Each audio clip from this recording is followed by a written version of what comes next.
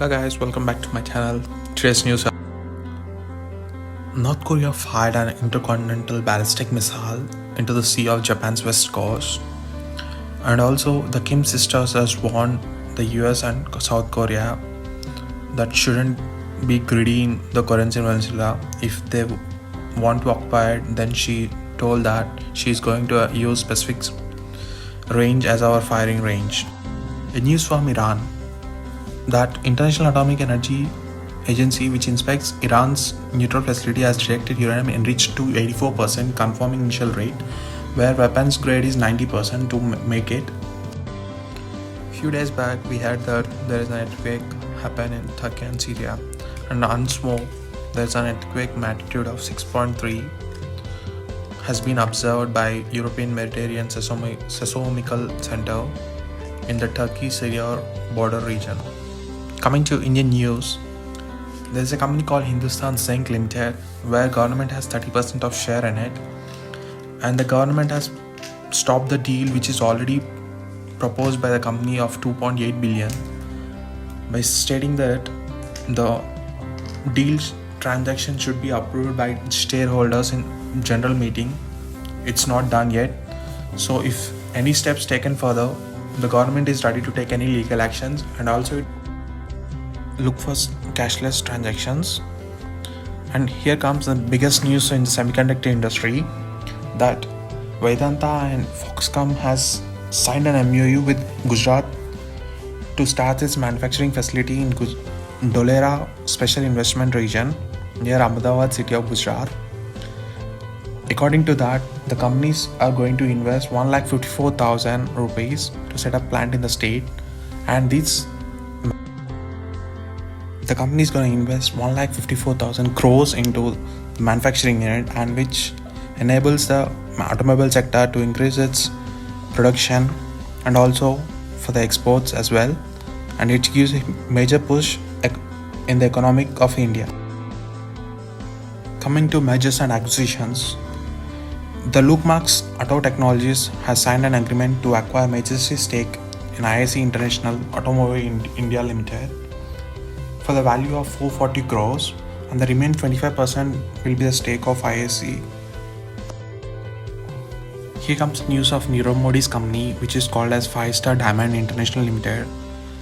As per the court, they appointed a liquidator in India to start auctioning precious metals and gemstones belonging to the company to clear the total claims of lenders' amounts amounting to 12,000 crores, which is equivalent to 1.5 billions.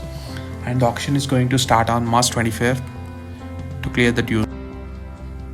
One more company into insolvency, which has applied in insolvency in April 2022, that is SKS Powers. And also the lenders has released the bids to buy the company. So Reliance, NTPL, Torrent and Vantage are interested in buying the company, and because the main reason behind it is it has more fuel agreements and power purchase agreements, and companies are eager to buy. And one more news from RBI. RBI recently cancelled 2 NFC's bank licenses, and now it also cancelled the Grahak Cooperative Bank license, stating that they don't have accurate funds and earning prospects, and every customer gets deposits from Deposit Insurance and Trade Guarantee Corporation RBI. Coming to investments from Telangana, that Gland Pharma would be investing more 400 crores into biopharmaceutical facility. Already they have invested 300 previously, and to manufacture vaccines, biologicals, biosimilars, antibodies. And here comes one more investment in the Uttar Pradesh, where CF Group has signed an MOU with the government of Uttar Pradesh to set up multiple waste processing plants in various locations to address the problem of waste mismanagement and biofuel production, and they are going to invest 650 crores and also produce 240 jobs. And almost news per trading, as per Axis Securities, Superchit Engineering with a target price of 405 is given. The current market price of Superchit Engineering is at 356.35. So Axis Securities has kept a stop loss of 334 and this company has started in 1985 a mid-cap company which is valuing around 4,937 crores, operating in auto ancillary sector.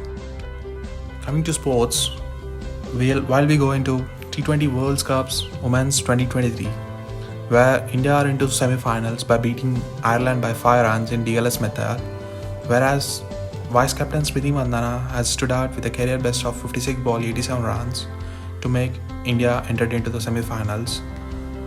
India scored 155 for 6 in 20 overs, Ireland were 54 for 2 in 9 overs, and as per DLS, they are behind